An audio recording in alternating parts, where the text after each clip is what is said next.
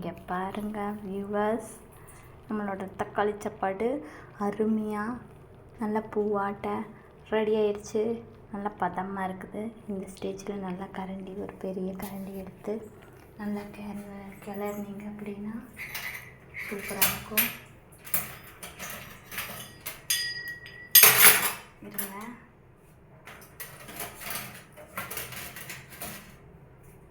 இங்கே பாருங்கள் வியூவர்ஸ், தக்காளி சாப்பாட்டு இப்போ நம்ம கிளற போகிற இந்த மாதிரி ஒரு கரண்டி எடுத்து நல்லா கிளறுங்க.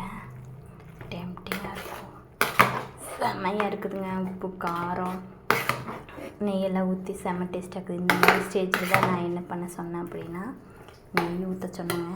நெய் இந்த மாதிரி நெய் ஊற்றி நல்லா கிளறி பாருங்க, சூப்பராக இருக்கும்.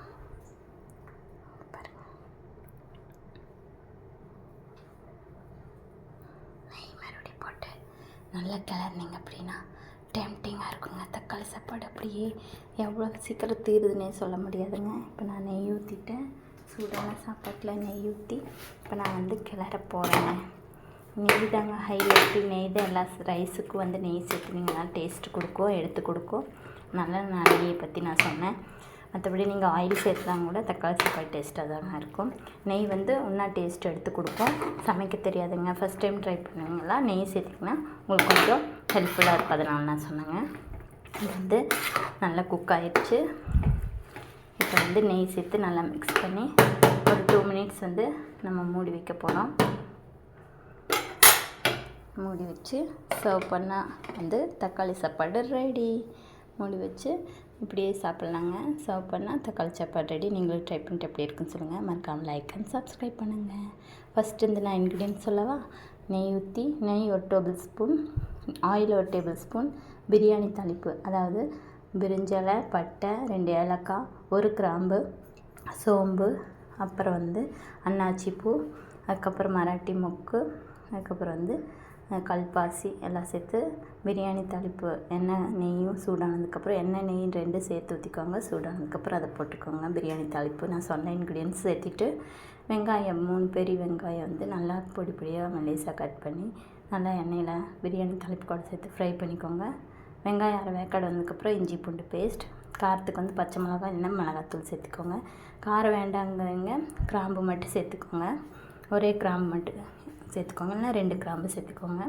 எல்லாம் போட்டு நல்லா வெந்ததுக்கப்புறம் இஞ்சி பூண்டு பேஸ்ட்டு, வெங்காயம் அரை வேக்காடு வதங்கினதுக்கப்புறம் இஞ்சி பூண்டு பேஸ்ட், அதுக்கப்புறம் 10 தக்காளி நான் பொடிசாக கட் பண்ணி வச்சுக்கிறேன், அதை சேர்த்து ஆட் பண்ணி நல்லா வதக்கிட்டேன். அதுக்கப்புறம் நான் மது இன்ஸ்டன்ட் பிரியாணி மிக்ஸ் தான் யூஸ் பண்ணுவேன். அதுலேயே உப்பு காரம் எல்லாம் இருக்குங்க. நல்லா போட்டுட்டு அதில் இன்ஸ்டன்ட் மிக்ஸ் சேர்த்தும் போது நீங்கள் உப்பு கம்மியாக போட்டுக்கோங்க. ஆல்ரெடி அதில் உப்பு இருக்கும், அதனால் ஜாஸ்தியாகிடும் சாப்பாடு வைக்கும்போது. இன்ஸ்டன்ட் மிக்ஸ் போட்டு தக்காளி கூட நல்லா ஆட் பண்ணி மிக்ஸ் பண்ணதுக்கப்புறம் தக்காளி அரை வேக்காடு வந்ததுக்கப்புறம் நான் 3 டம்ளர் ரைஸ் சேர்த்துட்டேன். ரைஸ் சேர்த்து நல்லா மிக்ஸ் பண்ணதுக்கப்புறம் ரைஸுக்கு தேவையான தண்ணி ஊற்றிட்டேன். எக்ஸ்ட்ரா ஒரு டம்ளர் நான் அதிகமாகவே ஊற்றிக்கிறேன். ஊற்றி நல்லா மிக்ஸ் பண்ணி உப்பு காரெல்லாம் டேஸ்ட் பண்ணி பார்த்ததுக்கப்புறம் காரப்பத்திரினா நான் மிளகாத்தூள் சேர்த்துனேன். இல்லை வேண்டாங்கிறவங்க அவாய்ட் பண்ணிக்கலாம். இல்லை பிரியாணி பேஸ்ட், பிரியாணி மிக்ஸுக்கு பதிலாக நீங்கள் பிரியாணி மசாலா, சக்தி பிரியாணி மசாலா தான் நான் யூஸ் பண்ணுறேன். இன்ஸ்டன்ட் பிரியாணி மிக்ஸுக்கு பதிலாக நீங்கள் பிரியாணி மசாலா சேர்த்துக்கோங்க. சேம் இதே தான் இன்க்ரீடியன்ஸ், மசாலா தான் வேறு. போட்டு நீங்கள் தேவையான அளவு உப்பு சேர்த்துக்கலாம். அப்படி இல்லை அப்படின்னா இன்ஸ்டன்ட் மிக்ஸ் யூஸ் பண்ணிங்க அப்படின்னா உப்பு தேவையில்லை. மசாலா யூஸ் பண்ணிங்க அப்படின்னா உப்பு கண்டிப்பாக போடணுங்க. போட்டு நல்லா மிக்ஸ் பண்ணதுக்கப்புறம் தேவையான அளவு அரிசிக்கு தேவையான தண்ணி ஊற்றி டேஸ்ட் பார்த்துக்கோங்க, உப்பு காரமெல்லாம் கரெக்டாக இருக்குதானே. அதுக்கப்புறம் மூடி வச்சு 2 விசிலோ இல்லை 3 விசில் விட்டுட்டிங்க. ஊற வச்சிங்க அப்படின்னா 2 விசில் ஓகே, இல்லை ஒரே விசில் ஓகே. அரிசி ஊற வைக்கல அப்படின்னா 2 விசில் இல்லை 3 விசில் விட்டுக்கோங்க. ரைஸ் நல்லா குக் ஆயிரும்.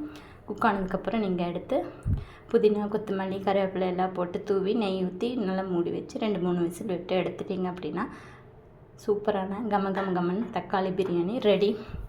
நீங்கள் காய்கறி யூஸ் பண்ணி கூட செய்யலாம். அப்புறம் இன்னொரு டிப்ஸ் என்ன அப்படின்னா, நீங்கள் அதாவது ரைஸ் போட்டு நல்லா தக்காளி கூட மிக்ஸ் பண்ணும்போது 1 டீஸ்பூன் நெய் ஊற்றிக்கோங்க. அதே மாதிரி விசில் போனதுக்கப்புறம் நீங்கள் ஓப்பன் பண்ணி சர்வ் பண்ணும்போது 1 டேபிள் ஸ்பூன் நெய் ஊற்றி நல்லா கிளறி சர்வ் பண்ணிங்க அப்படின்னா அந்த நெய்யோட ஃப்ளேவர், அந்த சாப்பாடோட ஃப்ளேவர் உங்களுக்கு சீக்கிரம் காலியாயிரும். பசிக்கு நல்லா தூண்டும். கேட்டீங்க சாப்பிட தீர்ந்தே போயிடும். அந்த மாதிரி டெம்டிங்காக இருக்கும். நீங்களும் ட்ரை பண்ணிட்டு எப்படி இருக்குன்னு சொல்லுங்கள். மறக்காமல் லைக் அண்ட் சப்ஸ்கிரைப் பண்ணுங்கள். Thank you very much.